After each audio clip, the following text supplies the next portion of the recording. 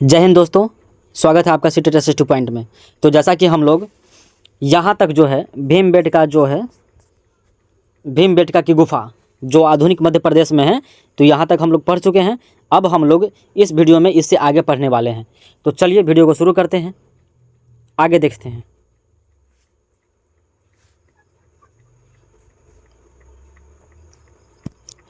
अब देखिए, इसमें कह रहा है कि अगर तुम्हें अपने निवास स्थान के बारे में बताना पड़े तो तुम इनमें से कौन सा नाम चुनोगे। अब देखिए, आप लोगों से पूछ रहा है कि अगर तुमको अपने निवास स्थान के बारे में बताना पड़े, निवास स्थान मतलब जहां आप लोग रहते हैं उसके बारे में अगर बताना पड़े, तो आप लोग इनमें से कौन सा ऑप्शन चुनेगा। आवास, उद्योग स्थल, आवास और उद्योग स्थल या अन्य। अब आप लोग बताइए इसमें से कौन सा आप लोगों को चुनना है। अब देखिए, आइए हम लोग आगे बढ़ते हैं और हम लोग पढ़ते हैं पूरा स्थल के बारे में। देखिए, पूरा स्थल, यह अगर सीटेट के पॉइंट ऑफ व्यू से देखें तो यह बहुत ही इंपॉर्टेंट पॉइंट है। यह बहुत ही इंपॉर्टेंट पॉइंट है, एकदम VVI है पूरा स्थल। आप लोग नोट कर लीजिएगा इसको। और इससे पहले जो हम लोग पढ़े हैं कि आरंभिक मानव इधर उधर क्यों घूमते थे, उसका कारण, पहला कारण, दूसरा कारण, तीसरा कारण और चौथा कारण, तो वो भी बहुत इंपॉर्टेंट था। आप लोग लगा लीजिएगा, बहुत इंपॉर्टेंट था, आप लोग नोट कर लीजिएगा। ठीक है, अब देखिए पूरा स्थल के बारे में पढ़ते हैं। अब देखिए, ये पूरा स्थल जो है, पूरा स्थल उस स्थान को कहते हैं जहां औजार, बर्तन और इमारतें जैसी वस्तुओं के अवशेष मिलते हैं। पूरा स्थल हम लोग किसे कहेंगे? पूरा स्थल जहां पे क्या होगा? अवशेष मिलेगा। अवशेष का मतलब होता है टुकड़ा। तो जहां औजार का टुकड़ा मिलेगा, बर्तन का टुकड़ा मिलेगा और इमारत जैसी वस्तुओं के अवशेष मिलते हैं। अवशेष मतलब टुकड़ा। तो ऐसे ऐसे स्थान पर टुकड़ा मिलने हैं जिस स्थान पर पुराना अवशेष मिले हैं न। पूरा स्थलों को क्या मिला है? उस स्थान पर औजार मिला है, बर्तन मिला है और इमारतें जैसी वस्तुओं का अवशेष मिले हैं। अवशेष का मतलब होता है टुकड़ा। ठीक है, तो वो जो अवशेष मिले हैं उस जगह पे, जिस जगह पे अवशेष मिले हैं उस जगह को हम लोग कहते हैं पूरा स्थल। ठीक है, अब देखिए, अब जो है ऐसी वस्तुओं का निर्माण लोगों ने अपने काम के लिए किया था और बाद में वे उन्हें वहीं छोड़ गए। ये जमीन के ऊपर, अंदर, कभी कभी समुद्र और नदी के तल में भी पाए जाते हैं। इन पुरा स्थलों के बारे में आपको अगले अध्याय में बताया जाएगा। अब देखिए, यहाँ तक रह दिया है। अब कह रहा है कि ऐसी वस्तुओं का मतलब कैसी वस्तुओं का? औजार का, बर्तन का और इमारत जैसे वस्तुओं के अवशेष का क्या हुआ है? वो जिस स्थान पे वो लोग रहते थे आरंभिक समय के मानव, उस स्थान पे क्या होता था? औजार और बर्तन सबका क्या करते थे? उपयोग करके, और वे लोग वहीं पे छोड़ दिए हैं। ठीक है, और वे कभी कभी कहाँ पे मिलते हैं? ज़मीन के ऊपर मिलता है, ज़मीन के अंदर मिलता है और कभी कभी समुद्र और नदी के तल पर। मान लीजिए ये समुद्र है, तो समुद्र का जो है, ये समुद्र है, समुद्र का तल मतलब अंदर में जो जमीन है समुद्र का, उस तल पर कभी कभी पाया जाता है। अब समझिए, अब बेसिकली मतलब क्या बात है कि इस बहुत आरंभिक समय जो है वह बहुत पहले की बात हो रही है। जिस समय में आरंभिक मानव की बात हो रही है, जिस समय मानव अपना जीवन जीना शुरुआत किया था, मानव जो है अपनी सभ्यता की शुरुआत की थी, उस समय की बात हो रही है। ठीक है, तो कभी कभी क्या होता है? समुद्र की सतह पर भी औजार मिलते हैं, बर्तन मिलते हैं, इमारत जैसे अवशेष मिलते हैं। ठीक है, तो इसके बारे में और डिटेल से हमको कहाँ पढ़ना पड़ेगा? अगले अध्याय में। ठीक है, अब देखिए आगे बढ़ते हैं। अब देखिए, पाषाण औजारों का निर्माण, पाषाण औजारों का निर्माण। अब देखिए, पाषाण का मतलब क्या होता है? पाषाण का अर्थ होता है पत्थर। पाषाण का अर्थ क्या होता है? पत्थर। ठीक है, पाषाण का अर्थ क्या होता है? पत्थर।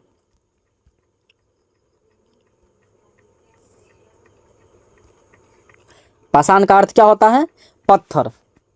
तो जो पत्थर का जो औजार था, पाषाण का मतलब होता है पत्थर, तो जो पत्थर का औजार था उस औजार का निर्माण कैसे करते थे उनके बारे में आइए जानते हैं।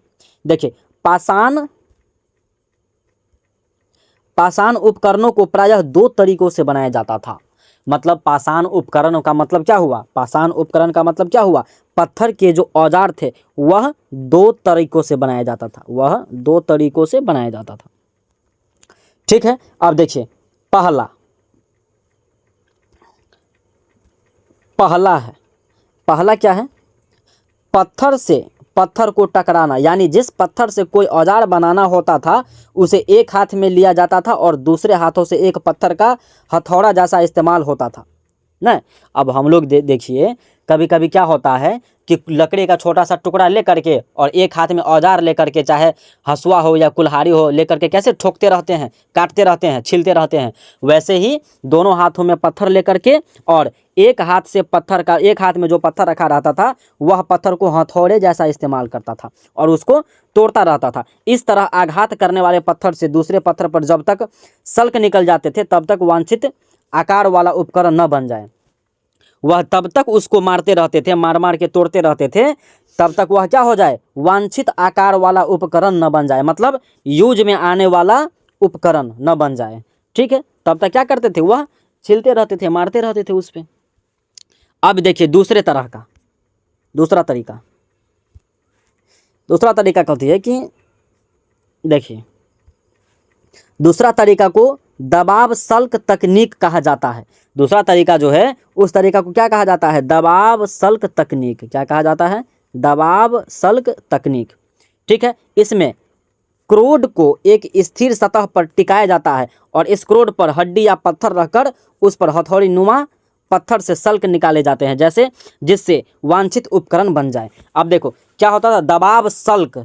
दबाव सल्क मतलब उस पत्थर को क्या करते थे, कहीं पे दबा दिए जाते थे। इस साइड से भी दबाने वाला लगा दिया जाता था, खुट्टा उट्टा ठोक करके, इस साइड से भी, इस साइड से भी और इस साइड से भी, और तो यह चारों साइड से क्या होता था, दब जाता था। अब उस पर से जानवर का हड्डी लेकर के या क्या करते थे, जानवर का हड्डी लेकर के हथौड़ी नुमा इस पर प्रहार करते थे ताकि वह एगो एकदम बढ़िया से यूज में आने वाले उपकरण न बन जाए।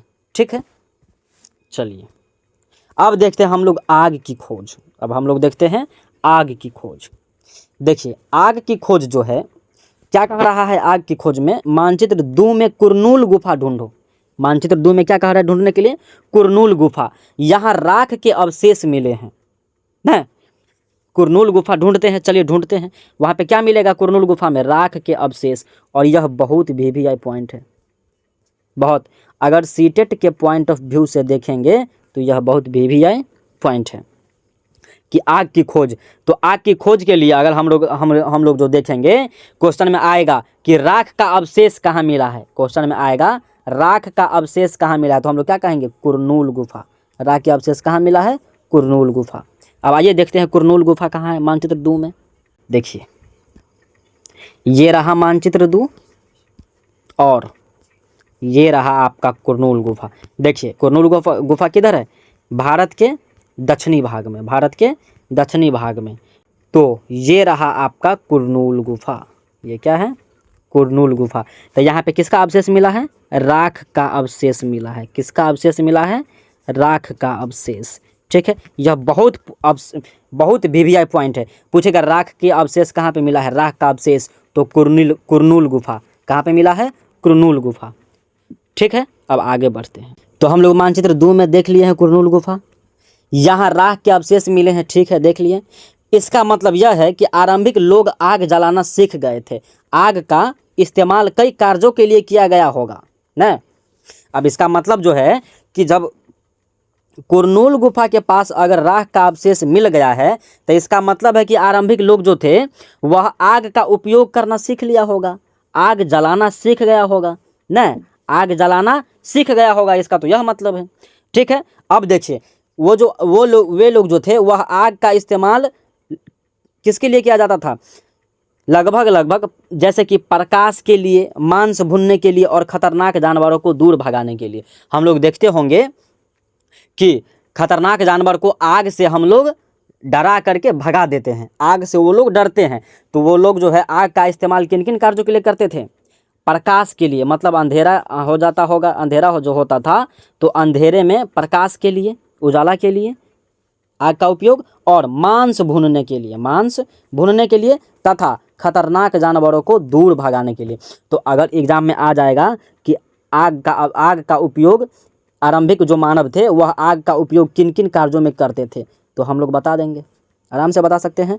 प्रकाश के लिए, मांस भूनने के लिए और खतरनाक जानवरों को दूर भगाने के लिए। और यह आता है क्वेश्चन में, ठीक है, अब आगे बढ़ते हैं। अब देखिए, अब कह रहा है कि आज हम आग का उपयोग किस लिए करते हैं, आप लोग बताइए। अभी जो है हम लोग आग का उपयोग किस लिए करते हैं, ठीक है, अब आप लोग बताइए। अब देखिए, बदलती जलवायु। अब देखिए क्या है ये, बदलती जलवायु। मतलब अब धीरे धीरे क्या होने लगा, जलवायु में बदलाव आने का ना, अब धीरे धीरे क्या होते गया, जलवायु में बदलाव आते गया। अब देखिए, लगभग 12,000 साल पहले दुनिया की जलवायु में बड़े बदलाव आए। अब देखो, ये पूरे के पूरे लाइन उठा करके डालता है सीटेट के एग्ज़ाम में। सीबीएसई जो है सीटेट के एग्ज़ाम में यह पूरे के पूरे लाइन उठा करके डालता है। यह लाइन बहुत भी आई, आप लोग नोट कीजिएगा। अब देखिए, तो क्या हुआ है इसमें कि लगभग 12,000 साल पहले दुनिया की जलवायु में बड़े बदलाव आए और गर्मी बढ़ने लगी, ठीक है। इसके परिणाम स्वरूप कई क्षेत्रों में घास वाले मैदान बनने लगे। इससे हिरण, बारसिंहा, भेड़, बकरी और गाय जैसे उन जानवरों की संख्या बढ़ी जो घास खाकर जिंदा रह सकते थे। अब देखिए क्या हुआ कि अचानक 12,000 साल पहले क्या हुआ, दुनिया की जलवायु में बहुत बड़े बदलाव आने लगे, ठीक है। क्या आने लगे, बदलाव आने लगे, और क्या हुआ, गर्मी बढ़ने लगी। गर्मी बढ़ने लगी जिसके कारण क्या हुआ, कई क्षेत्रों में घास वाले मैदान बनने लगे। कई क्षेत्रों में क्या हुआ, घास वाले मैदान बनने लगे, घास वाले मैदान बनने लगे। और तो जब घास वाले मैदान बनने लगे तो क्या हुआ, तरह तरह के जानवर, हिरण, बारहसिंहा, भेड़, बकरी और गाय जैसे जानवरों की क्या हुई, संख्या बढ़ गई। जब इतने घास जब बढ़ जाएगा तो जो जानवर घास खाते हैं उसकी जनसंख्या तो बढ़बे करेगा, ठीक है। तो क्या हुआ, जो घास खाकर जिंदा रह सकते थे वैसे वैसे जानवरों की संख्या क्या हुई, बढ़ी, ठीक है। और कब, लगभग 12,000 साल पहले। पूरे के पूरे लाइन उठा करके डालता है यहीं से।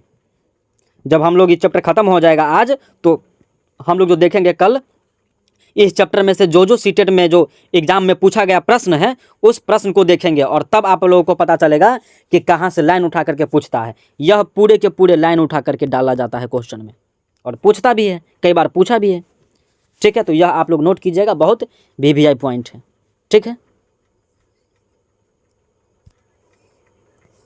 इसको आप लोग नोट कीजिएगा, ये बदलती जलवायु, ठीक है। अब हम लोग आगे देखते हैं, और भी लाइन, इसी का और भी लाइन।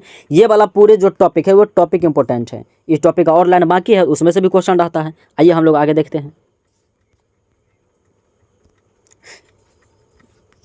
देखिए, जो लोग इन जानवरों का शिकार करते थे वे भी इनके पीछे आए और इनके खाने पीने की आदतें और प्रजनन के समय की जानकारी हासिल करने लगे। हो सकता है कि तब लोग इन जानवरों को पकड़कर अपनी ज़रूरत के अनुसार पालने की बात सोचने लगे हो। साथ ही इस काल में मछली भी भोजन का महत्वपूर्ण स्रोत बन गई।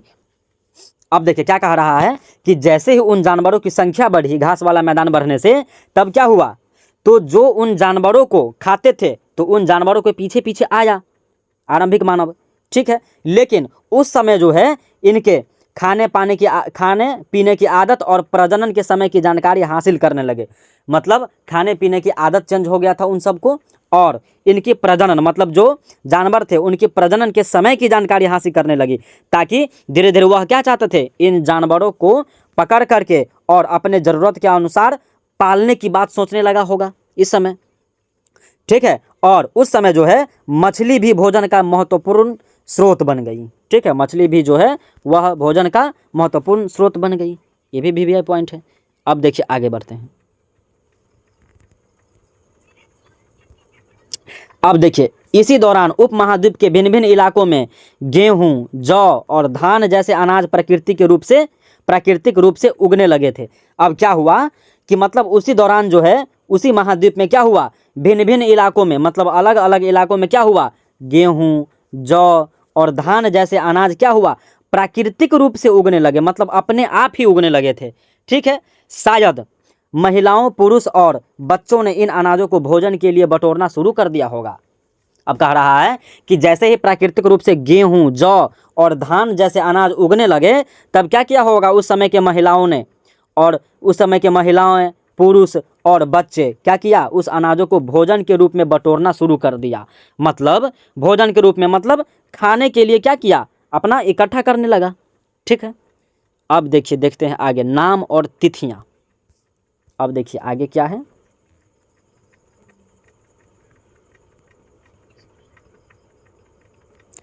अब देखिए, अब है आगे नाम और तिथियां। नाम और तिथियां। अब देखिए, हम जिस काल के बारे में पढ़ रहे हैं पुरातत्वविदों ने उनके बड़े बड़े नाम रखे हैं। ठीक है, हम जिस काल के बारे में पढ़ रहे हैं उस काल के बारे में पुरातत्वविदों ने क्या किया है, बड़े बड़े नाम रखे हैं। आरंभिक काल को वे पूरा पाषाण काल कहते हैं, और जिस समय का जो मानव का आरंभिक काल था उसे क्या कहा, पूरा पाषाण काल कहा। ठीक है, यह दो शब्द पूरा यानी प्राचीन और पाषाण यानी पत्थर से बना है। ठीक है, यह दो शब्दों से मिलकर बना है। पूरा, पूरा मतलब होता है प्राचीन मतलब पुराना, और पाषाण, पाषाण का मतलब पत्थर से बना है। यह नाम पुरा स्थलों से प्राप्त पत्थर के औजारों के महत्व को बताता है। अब देखिए, यह नाम जो है पूरा पाषाण काल में क्या होता था, आरंभिक काल में पत्थर ज़्यादा इस्तेमाल करते थे वो लोग, और बहुत पुराना था, आरंभिक काल था, इसलिए उस काल को क्या कहा गया, पूरा पाषाण काल। उस काल को क्या कहा गया, पूरा पाषाण काल। ठीक है, और पूरा पाषाण से नाम से ही स्पष्ट है कि इस काल में क्या होता था, पत्थर के औजारों के महत्व को बताता है ना। इस काल में ज्यादातर पत्थर का इस्तेमाल होता था औजारों के रूप में, इसलिए। अब देखिए, पूरा पाषाण काल 20 लाख साल पहले से 12,000 साल पहले के दौरान माना जाता है। अब देखिए, पूरा पाषाण साल कब से कब तक माना जाता है, तो 20 लाख साल पहले से 12,000 साल पहले के दौरान माना जाता है। इस काल को भी 3 भागों में विभाजित किया गया है। अब देखिए, पूरा पाषाण काल को भी कितने भागों में विभाजित किया गया है, 3 भागों में। आरंभिक, मध्य और उत्तर पूरा पाषाण युग न। पूरा पाषाण काल को भी क्या किया है, 3 भागों में बांटा गया है। सबसे पहले आरंभिक पूरा पाषाण काल, उसके बाद मध्य पूरा पाषाण काल, उसके बाद उत्तर पूरा पाषाण युग। ठीक है, अब देखिए, मानव इतिहास की लगभग 99% कहानी इसी काल के दौरान घटित हुई है। मानव को जो है, मानव इतिहास की क्या हुआ है, लगभग 99% कहानी इसी समय में घटित हुआ है, आरंभिक में, पूरा पाषाण काल में। ठीक है, पूरा पाषाण काल में जो है मानव के सबसे ज़्यादा 99% कहानी जो घटना घटी है वह क्या है, पूरा पाषाण काल में ही घटी है, इसलिए इस काल के दौरान घटित हुई है। जिस काल में हमें पर्यावरणीय बदलाव मिलते हैं उसे मेसोलिथ यानी मध्य पाषाण युग कहते हैं। अब देखिए, मध्य पाषाण युग, मध्य पाषाण युग का मतलब क्या हुआ, मेसोलिथ, मध्य पाषाण युग। इसका मतलब है, इस मध्य पाषाण युग किसे कहेंगे, जिस काल के दौरान, जिस काल में हमें पर्यावरणीय बदलाव मिलते हैं। अब जैसे देखो, 12,000 साल पहले के, तो पहले के बाद क्या हुआ, अचानक पर्यावरण में बदलाव आ गया, क्लाइमेट चेंज होने लगा, तो उस काल को हम लोग किस नाम से जानते हैं, मेसोलिथ के नाम से। उस काल को हम लोग किस नाम से जानते हैं, मेसोलिथ के नाम से जानते हैं। ठीक है, उस काल को हम लोग किस नाम से जानते हैं, मेसोलिथ। ठीक है, अब देखिए, यानी मध्य पाषाण युग कहते हैं, मेसोलिथ यानी मध्य पाषाण युग। इसका समय लगभग 12,000 साल पहले से लेकर 10,000 साल पहले तक माना गया है। और यह जो है, इसका समय मध्य पाषाण युग मतलब मेसोलिथ का समय कब से कब माना गया है, लगभग 12,000 साल पहले से लेकर 10,000 साल पहले तक माना गया है। इस काल के पाषाण औजार आमतौर पर बहुत छोटे थे, इन्हें माइक्रोलिथ यानी लघु पाषाण काल कहा गया है। और जब इस समय जो पत्थर का यूज करते थे वो पत्थर क्या था, बहुत छोटा था, तब माइक्रोलिथ नाम रख दिया गया। माइक्रो का मतलब होता है बहुत छोटा, माइक्रो का मतलब क्या होता है, बहुत छोटा। तो इस समय जो है, इस समय का पत्थर जो यूज करते थे वह बहुत छोटा था। हम लोग चित्र में देखबो किए हैं अगले बार वीडियो में। तो उस पत्थर जो छोटा था उस टाइम का पत्थर, इसलिए इसे माइक्रोलिथ यानी लघु पाषाण कहा गया है। लघु मतलब होता है छोटा, पाषाण मतलब पत्थर, छोटा पत्थर का यूज करता था उस समय। ठीक है, अब देखिए, प्रायः इन औजारों में हड्डियां या लकड़ियों के मुट्ठे लगे हंसिया और आरी जैसे औजार मिलते थे। अब क्या हुआ कि इस औजारों में क्या मिलते थे, हड्डी या लकड़ी के मुट्ठे, मतलब जैसे हम लोग टेंगारी में या कुल्हाड़ी में क्या करते हैं, लकड़ी का जो पकड़ने वाला डंटा लगाते हैं उसे मुट्ठा कहते हैं, मुट्ठी से पकड़ते हैं इसलिए उसे मुट्ठा कहते हैं। ठीक है, तो हंसिया और आरी जैसे औजार मिलते हैं। उस काल में क्या क्या मिला, हंसुआ और औजारी जैसे आरी जैसे औजार मिले हैं। साथ साथ पूरा पाषाण युग वाले औजार भी इसी दौरान बनाए जाते थे। मतलब पूरा पाषाण युग वाले औजार, जो पहले पूरा पाषाण युग में जो औजार मिलते हैं वो किस युग में बनाए जाते थे? इसी युग में बनाए जाते थे। ठीक है, अब आगे बढ़ते हैं। अब देखिए कह रहा है पृष्ठ 13 पर बने चित्र देखो, इस दौरान बनाए गए औजारों में तुम्हें कोई बदलाव दिखाई देता है? अब कह रहा है पृष्ठ 13 पर बने चित्र देखो, ये है 13। देखो ये जो औजार है, इस औजार में और पहले वाले औजार में क्या अंतर मिल रहा है, यही कह रहा है देखने के लिए। अब देखो, अगले युग की शुरुआत लगभग 10,000 साल पहले से होती है। अब उसके बाद का जो युग है वह लगभग कब से शुरू हुआ है? 10,000 साल के बाद। तो इसे क्या कहा गया? नवपाषाण युग कहा गया। तो पूछेगा नवपाषाण युग की शुरुआत कब से हुई? तो लगभग 10,000 साल पहले से हुई न।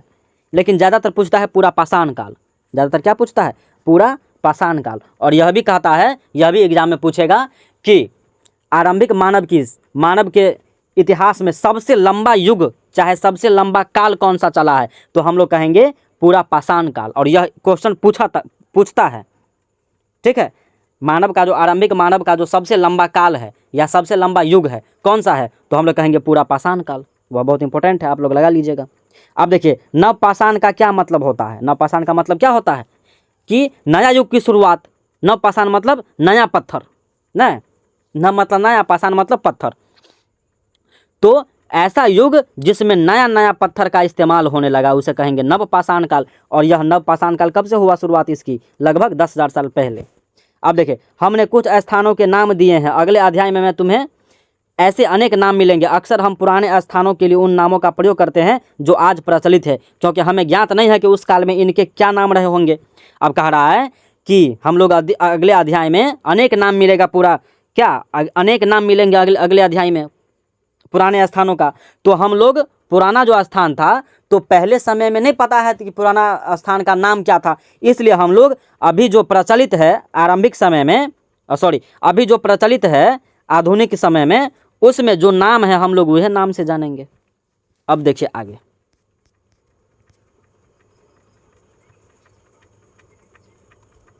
अब देखिए साथ ही वे यह भी सीखने लगे होंगे कि यह अनाज कहाँ उगते थे और कब पककर तैयार होते थे। ऐसा करते करते लोगों ने इन अनाजों को खुद पैदा करना सीख लिया होगा।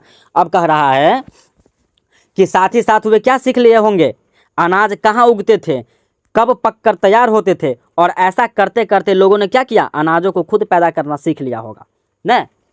तो जब प्राकृतिक रूप से धान और गेहूं जौ निकल गए थे तो उन्हें खाने के लिए बटोरना शुरू कर दिया था उस समय के औरत और पुरुष और बच्चे न।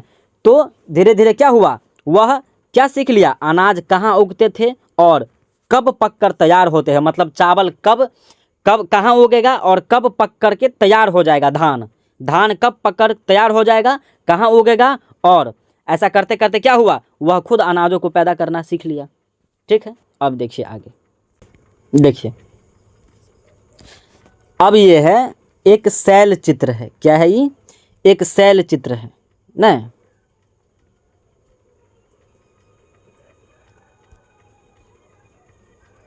एक शैल चित्र है। जिन गुफाओं में लोग रहते थे उनमें से कुछ की दीवारों पर चित्र मिले हैं। इनमें कुछ सुंदर उदाहरण मध्य प्रदेश और दक्षिण उत्तर प्रदेश की गुफाओं से मिले चित्र हैं।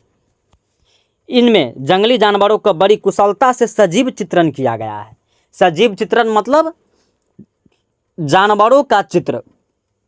ठीक है, अब देखिए जिन गुफाओं में लोग रहते थे, पहले जो लोग गुफा में रहते थे हम लोग पढ़ चुके हैं पिछले चैप्टर में।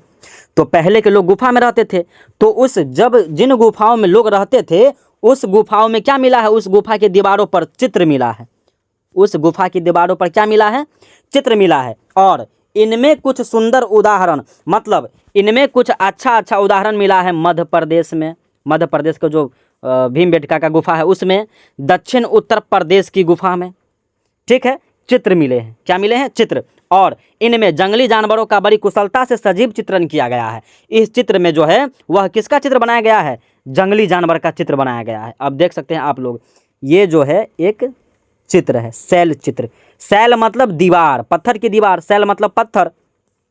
तो शैल चित्र इसलिए कहते हैं क्योंकि, शैल चित्र क्यों कहेंगे? क्योंकि यह चित्र शैल पर बनाया गया था, मतलब दीवारों पर बनाया गया था, पत्थर की दीवार पर। ठीक है, इसलिए हम लोग इसे शैल चित्र कहते हैं। ठीक, किसी को कंफ्यूज नहीं होना है, बहुत इंपॉर्टेंट पॉइंट है ये सब। ठीक है, इसमें से डायरेक्ट के डायरेक्ट लाइन उठा करके डालेगा आपको क्वेश्चन में। ठीक है, हम लोग क्वेश्चन देखेंगे, धीरे धीरे क्वेश्चन का लेवल बढ़ेगा, धीरे धीरे जैसे ही चैप्टर आगे होगा, उस चैप्टर का जैसे आगे आगे हम लोग का चैप्टर बढ़ेगा, वैसे ही क्वेश्चन का लेवल बढ़ेगा। और क्वेश्चन जो है वह इसी एनसीईआरटी के लाइन उठा करके पूछता है, बशर्ते हम लोग को ये देख लेना है कि क्वेश्चन का पैटर्न क्या है, बस। ठीक है, और एसएसटी ज़्यादा हार्ड नहीं है, अगर हम लोग लाइन बाय लाइन तैयारी करके जाएंगे तो मुझे एग्जाम में कुछ भी हार्ड नहीं मिलेगा, सब कुछ इजी मिलेगा। ठीक है, अब देखिए,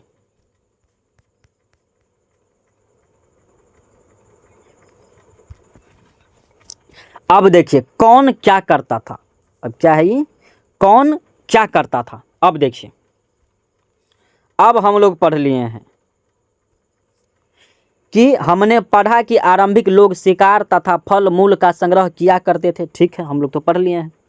वे पत्थर के औजार और गुफाओं में चित्र बनाते थे। ठीक है, क्या हमें कोई ऐसे साक्ष्य मिलते हैं जिनसे पता चले कि महिलाएं शिकार करती थी या पुरुष औजार बनाते थे, या फिर महिलाएं चित्रकारी करती थी और पुरुष फल मूल इकट्ठा करते थे। अब देखिए, मेन पॉइंट की बात कह रहा है। अब हम लोगों से पूछ रहा है कि हम लोग तो पढ़ लिए हैं कि आरंभिक लोग शिकार करते थे, फल मूल का संग्रह किया करते थे, मतलब इकट्ठा किया करते थे, लेकिन और ये भी पढ़ लिए हैं पत्थरों के औजार बनाते थे और गुफा में चित्र बनाते थे, पत्थर के औजार बनाते थे और गुफा में चित्र बनाते थे, लेकिन क्या हम लोगों को ये बात पता चला है, मतलब ऐसा कोई साक्ष्य मिला है, साक्ष्य मतलब प्रमाण, प्रूफ, ऐसा कोई प्रूफ मिला है जिनसे ये पता चले कि महिलाएं शिकार करती थी या पुरुष क्या करते थे, औजार बनाते थे। हम लोग तो पढ़ लिए कि पुरुष औजार बनाते थे, लेकिन यह इसका कोई साक्ष्य मिला है, कोई प्रमाण मिला है कि महिलाएं शिकार करती थी और पुरुष सिर्फ औजारें बनाते थे, या फिर महिलाएं चित्रकारी करती थी या पुरुष फल मूल का इकट्ठा करते थे, ऐसा कोई साक्ष्य मिला है। अब देखिए क्या कहता है आगे। अब देखिए क्या कह रहा है कि वास्तव में हमें इसका ज्ञान नहीं है, कि अगर रियलिटी में देखें तो हम लोगों को ये बात पता नहीं है, लेकिन दो बातें हो सकती है, महिलाएं और पुरुष दोनों मिलकर कई काम एक साथ किया होगा ना, लेकिन यह बात तो हो सकती है कि महिला और पुरुष दोनों मिल करके कोनो काम ऐसा होगा जो एक साथ किया होगा, मतलब दोनों महिलाएं और पुरुष दोनों मिल करके कोनो काम साथ में किया होगा, यह तो हो सकता है, बिल्कुल संभव है। यह भी संभव है कि कुछ तरह के काम केवल महिलाएं करती थी और कुछ केवल पुरुष, लेकिन यह भी बात संभव है कि कुछ काम सिर्फ और सिर्फ महिलाएं करती होगी और कुछ काम सिर्फ और सिर्फ पुरुष ही करता होगा, यह भी बात तो संभव है। इसके अलावा उपमहाद्वीप के अलग अलग क्षेत्रों में अलग अलग परंपराएं भी रही होगी। अब कह रहा है कि उपमहाद्वीप में अलग अलग क्षेत्रों में, मतलब अलग अलग जगहों पर क्या होता था, अलग अलग परंपराएं भी रहती होंगी। हाँ, बिल्कुल सही बात है, ऐसा होता होगा। ठीक है, अब देखिए आगे, बहुत इंपॉर्टेंट है ये जो है बहुत इंपॉर्टेंट है। भारत में शुतुरमुर्ग बहुत भी आए हैं, आप लोग इसको भी नोट कर लीजिएगा, एकदम डायरेक्ट लाइन उठा के पूछेगा यहाँ से डायरेक्ट। ठीक है, अब देखिए क्या कह रहा है कि भारत में पूरा पाषाण युग, अब देखिए क्या कह रहा है, भारत में शुतुरमुर्ग, भारत में शुतुरमुर्ग, मतलब भारत में शुतुरमुर्ग का कैसे पता चला कि भारत में शुतुरमुर्ग था। अब देखिए, भारत में पूरा पाषाण युग के दौरान शुतुरमुर्ग होते थे। महाराष्ट्र के पटने पूरा स्थल से शुतुरमुर्ग के अंडों के अवशेष मिले हैं ना, शुतुरमुर्ग के अंडा का अवशेष कहाँ मिला है, महाराष्ट्र के पटने पूरा स्थल से। महाराष्ट्र में एक जगह है पटने, महाराष्ट्र में क्या है, एक जगह का नाम है पटने, महाराष्ट्र का एक जगह का नाम कौन सी है, पटने। वहाँ पे क्या मिला है, वहाँ का जो पूरा स्थल है वहाँ पर शुतुरमुर्ग के अंडे का अवशेष मिला है, वहाँ पे क्या मिला है, शुतुरमुर्ग के अंडों का अवशेष मिले हैं।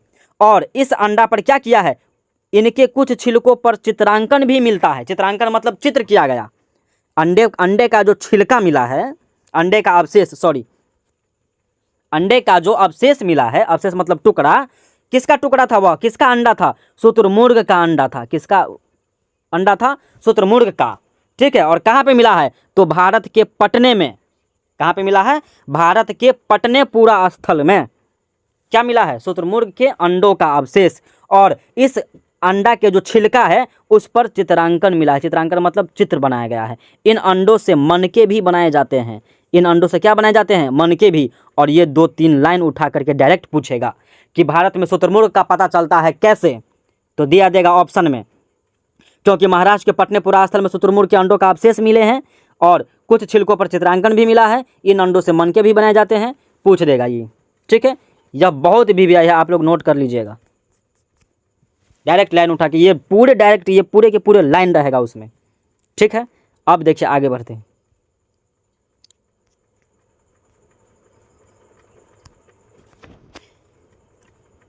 अब देखिए क्या है ये? हुंसगी का सूक्ष्म निरीक्षण। क्या है ये? हुंसगी का सूक्ष्म निरीक्षण। मतलब हुंसकी जो पूरा स्थल है, पूरा स्थल, उसका थोड़ा छोटा सा निरीक्षण। मानचित्र 2 पर हुंसगी ढूंढिए। यहाँ पर पूरा पाषाण युग के कई पूरा स्थल मिले थे, कुछ पूरा स्थल से अलग अलग कार्यों में लाए जाने वाले। अब देखिए, तो सबसे पहले हम लोग हुंसगी ढूंढ लेते हैं। यहाँ पर पूरा पाषाण युग के कई पूरा स्थल मिले हैं। हुंसगी मानचित्र 2 पृष्ठ संख्या 14। तो चलिए 14 पर चलते हैं, यह 18 है।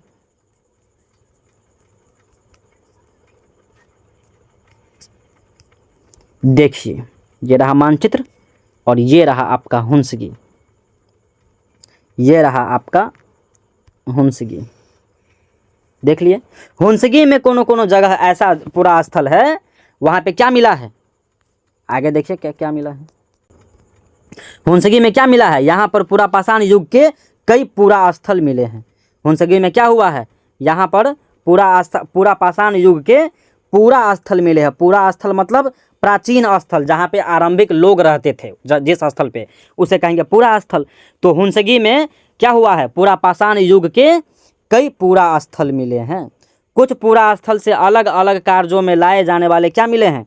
अलग अलग कार्यों में लाए जाने वाले कई प्रकार के औजार मिले हैं न। कुछ पूरा स्थल ऐसे थे जहाँ पे क्या मिला है? कई प्रकार के औजार मिले थे। ये संभवतः आवास और उद्योग स्थल रहे होंगे। मतलब अलग अलग प्रकार के औजार मिले हैं, तो इसका मतलब है कि वहाँ पे क्या थे? आवास और उद्योग स्थल। आवास मतलब रहने वाला घर, और उद्योग स्थल मतलब छोटा सा कारखाना होगा जहाँ पे औजार बनाते होंगे। कुछ छोटे पूरा स्थलों में भी औजारों के बनाए जाने के प्रमाण मिले हैं, और कुछ छोटे पूरा स्थल ऐसे हैं जहाँ पर भी औजारों के बनाए जाने के प्रमाण मिले हैं। ठीक है, इनमें से कुछ पूरा स्थल झरने के निकट थे। इनमें से कुछ पूरा स्थल ऐसे हैं जहाँ पे झरना के पास थे। अधिकांश औजार चूना पत्थरों से बनाए जाते थे, और ज़्यादातर औजार किससे बनाए जाते थे? चूना पत्थरों से बनाए जाते थे। ठीक है, और हम लोग ये भी समझ गए कि पूरा स्थल क्या होता है? मतलब ऐसा स्थल जो आरंभिक लोग रहते थे जिस स्थल पे, उस समय में। ठीक है, प्राचीन समय में आरंभिक लोग जिस स्थान पर रहते थे उसे कहेंगे पूरा स्थल। पूरा मतलब प्राचीन, स्थल मतलब जगह, प्राचीन जगह। अब आगे बढ़ते हैं। अब देखिए क्या पूछ रहा है? क्या तुम दूसरे प्रकार के पूरा स्थलों के नाम बता सकते हो? बताइए अब दूसरे प्रकार का पूरा स्थल का नाम। अब देखिए ये पढ़ लेते हैं थोड़ा, अन्यत्र।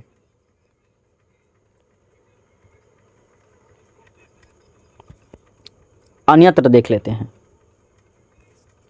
अन्यत्र देखिए क्या कह रहा है? अपने एटलस में फ्रांस ढूंढो।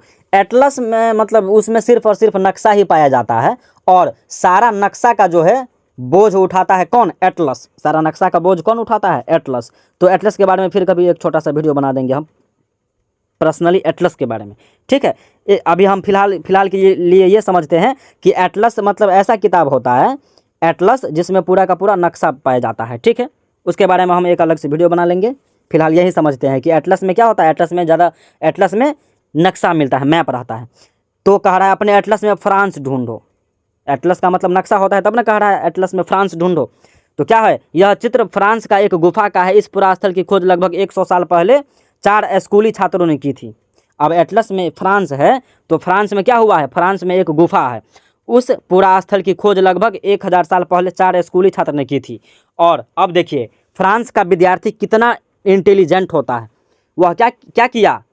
100 साल पहले 4 स्कूल की छात्रों ने की थी उस पूरा स्थल का खोज। मतलब फ्रांस में जो एक गुफा मिला है, वहाँ का जो पूरा स्थल है उसका खोज कौन किया? फ्रांस का 4 स्कूली छात्रों ने, मतलब 4 स्टूडेंट मिल करके फ्रांस का था वह खोज किया। इस तरह के चित्र लगभग 20,000 साल पहले से लेकर 10,000 साल पहले के बीच बनाए गए होंगे। अब जो उस गुफा में जो चित्र मिला है वह चित्र 20,000 साल पहले से लेकर 10,000 साल पहले के बीच बनाए गए होंगे। इनमें कई जानवरों के चित्र हैं। इनमें जंगली घोड़े, गाय, भैंस, गैंडा, रेंडियर, बारहसिंघा और सुअरों को गहरे चमकीले रंगों से चित्रित किया गया है। उसमें जो चित्र मिला है उसमें किसका चित्र है? जंगली घोड़ा, गाय, भैंस, गैंडा, रेंडियर, बारहसिंघा और सुअर जैसे जानवर का चित्र है। और उस चित्र को क्या किया है? गहरे चमकीले रंग से चित्रित किया है, मतलब चमकीला रंग से बनाया है वो चित्र। इन रंगों को लौह अयस्क और चारकोल जैसे खनिज पदार्थों से बनाया जाता है। अब ये भी बहुत इंपॉर्टेंट लाइन है, ये भी लाइन आपसे पूछेगा, ये डायरेक्ट लाइन पूछेगा। इन रंगों का जो किससे बनाया जाता है? इन रंगों का पूरा प्रारंभिक समय का जो रंग का इस्तेमाल होता था, इनमें कौन से क्या कैसे इस्तेमाल होता था? रंगों का जो है लौह अयस्क और चारकोल जैसे खनिज पदार्थों से बनाया जाता है ना। इन रंगों को कैसे बनाया जाता था? लौह अयस्क और चारकोल जैसे खनिज पदार्थों से बनाया जाता था। ठीक है, यह संभव है कि इन चित्रों को उत्सवों के अवसर पर बनाया जाता था, फिर इन्हें शिकारियों द्वारा शिकार पर निकलने से कुछ समय पहले अनुष्ठानों के लिए बनाया गया होगा। अब देखिए, कह रहा है कि यह चमकीला रंग का जो इस्तेमाल करता था, तो वैसे अगर नॉर्मल दिनों में तो वैसे चित्र बनाते थे जैसे हम लोग इससे पहले देखे हैं जानवर का चित्र, लेकिन चमकीला रंग से कब चित्र बनाते होंगे? कोनो खास त्योहार पर ना, कोनो खास त्योहार पर, कोनो खास अवसर पर। हो सकता है कोनो उत्सव होगा या कोनो पावन त्योहार होगा, उस अवसर पर चमकीले रंग का इस्तेमाल करते थे चित्र बनाने के लिए। ठीक है, अब आगे देखते हैं। और यह लाइन जो है बहुत इंपॉर्टेंट लाइन था, और यह लाइन जो है बहुत इंपॉर्टेंट लाइन है, यह भी उठा करके पूछता है। आप लोग किताब में हाईलाइट कर लीजिएगा और नोट कर लीजिएगा। उसके बाद जितना आप लोग नोट हो सके उतना नोट बनाइए। ठीक है, और जो भी VVI पॉइंट है, चैप्टर बाय चैप्टर का VVI नोट बनाइए, क्योंकि रिवीजन के समय में आपका नोट ही काम आएगा। और मैं भी इसी तरह से तैयारी किया हूँ और एक ही बार में सीटेट क्लियर हो गया है। तो इस तरह से अगर आप लोग भी तैयारी कीजिएगा तो सीटेट फर्स्ट अटैम्प्ट में ही क्लियर हो जाएगा, ज़्यादा हार्ड नहीं है। अगर हम लोग बढ़िया से बेहतर तैयारी करके जाएंगे, पूरे NCERT बुक का लाइन बाय लाइन पढ़ करके जाएंगे, तो चाहे कितना भी हार्ड क्वेश्चन क्यों ना हो, एक ही बार में फर्स्ट अटैम्प्ट में क्लियर हो जाएगा, यह निश्चित है, क्योंकि मेरा खुद हुआ है फर्स्ट अटैम्प्ट में क्लियर। ठीक है, चलिए अब आगे बढ़ते हैं। हम लोग जो पढ़े हैं अभी कि चमकीले रंग का उपयोग होते थे, वह ये वाला चित्र है, चमकीले रंग का उपयोग करके बनाता था, चमकीले कलर का उपयोग करके ये चित्र बनाता था। तो ये चित्र संभवतः कब बनाते होंगे? कोनो खास उत्सव पर या कोनो खास त्योहार पर बनाते होंगे। ठीक है, तो अब आप लोगों का ये चैप्टर ख़त्म हो गया। ठीक, अब देखिए इसका आप लोगों का तुरंत ये क्वेश्चन आंसर बन जाएगा। ठीक है, अब देखिए फर्स्ट क्वेश्चन में क्या कह रहा है? फर्स्ट क्वेश्चन में जो है दिया है, आखेटक खाद्य संग्राहक गुफाओं में इसलिए रहते थे क्यों रहते थे आखेटक खाद्य संग्राहक गुफा में क्यों रहते थे? क्योंकि आंधी से, तूफान से और इस सब से, धूप से, तेज हवा से क्या हो सके? बच सके। इन वाक्यों को पूरा कर लेना आप लोग, बहुत आसान है। घास वाले मैदानों का विकास कब हुआ? लगभग 12,000 साल पहले, नहीं लगभग 12,000 साल पहले हुआ, हम लोग अभी पढ़े हैं। आरंभिक लोगों ने गुफाओं की खाली स्थान पर चित्र बनाए, तो गुफाओं की कौथी पर चित्र बनाया था? सेल पर, गुफाओं की दीवारों पर और सेल पर, इसलिए उसे सेल चित्र कहा जाता है। हुंसगी में से औजार बनाए जाते थे, हुंसगी में कौन चीज़ से औजार बनाए जाते थे? तो अभी हम लोग पढ़े हैं। ठीक है, तो आप लोगों से ये बन जाएगा, बहुत आसान है। ठीक है, तो इस तरह से जो है आप लोगों का सेकंड चैप्टर भी खत्म हो गया है। और तो आप लोग कोशिश कीजिएगा कि जितना हम लोग पढ़ते हैं लाइन बाय लाइन, उसका चैप्टर बाय चैप्टर जो भी VVI पॉइंट हम बताते हैं उसको आप लोग नोट करते रहिएगा, और वो जो नोट आप लोग खुद से तैयार कीजिएगा वही आप लोगों के लिए सीटेट का जो एग्ज़ाम होने से दो महीना पहले, 1 महीना पहले रिवीजन का समय आएगा, उस समय आप लोग जो रिवीजन कीजिएगा तो वही नोट काम आएगा। और हम तो यही सजेशन देंगे कि एग्ज़ाम से 1 महीना पहले रिवीजन नहीं करना है। चैप्टर ख़त्म हुआ, क्वेश्चन आंसर कीजिए, रिवीजन कीजिए, फिर अगला चैप्टर पढ़िए, क्वेश्चन आंसर कीजिए, रिवीजन कीजिए। ठीक है, रिवीजन कर करके जो हम लोग पढ़ेंगे तो अच्छा रहेगा। सैटरडे और संडे को आप लोग सिर्फ और सिर्फ रिवीजन कीजिए, मेरा सजेशन ये है। और बाकी आप लोगों को जैसी आसान बुझाए, जिस तरह से आसान बुझाए, जिस तरह से आप लोगों को समझ में आए वैसा ही काम कीजिएगा। ठीक है, लेकिन नोट बना करके पढ़िएगा। ठीक है, इस तरह से आप लोगों का तैयारी बहुत बेहतर ढंग से होगा। ठीक, और सीटेट कोई बहुत बड़ी बात नहीं है। ठीक, अगर हम लोग बेहतर तैयारी करके जाएंगे तो फर्स्ट अटैम्प्ट में ही क्लियर हो जाएगा। ठीक है, तो रहने देते हैं। अब यहाँ तक चैप्टर 2 खत्म हो गया है। आगे हम लोग अगले वीडियो में ये लेकर के आएंगे कि इस सेकेंड चैप्टर से जो भी इम्पोर्टेंट क्वेश्चन पूछा जाता है और ज़्यादातर जो टॉपिक से पूछा जाता है वो टॉपिक का हम लोग क्वेश्चन लेके आएंगे। प्रैक्टिस सेट भी रहेगा 4-5 क्वेश्चन, और कुछ क्वेश्चन ऐसे रहेंगे जो PYQ रहेगा। PYQ में जो भी क्वेश्चन पूछा गया है इस चैप्टर से, सिर्फ और सिर्फ इस चैप्टर की बात कर रहे हैं, पूरे क्लास 6 NCERT की नहीं। ठीक है, तो चैप्टर 2 का हम लोग क्या करेंगे, चैप्टर 2 का PYQ लेकर के आएंगे। चैप्टर 2 का PYQ लेकर के आएंगे और प्रैक्टिस सेट लेकर के आएंगे। ठीक है, तो अब मिलते हैं अगले वीडियो में, तब तक के लिए जय हिंद।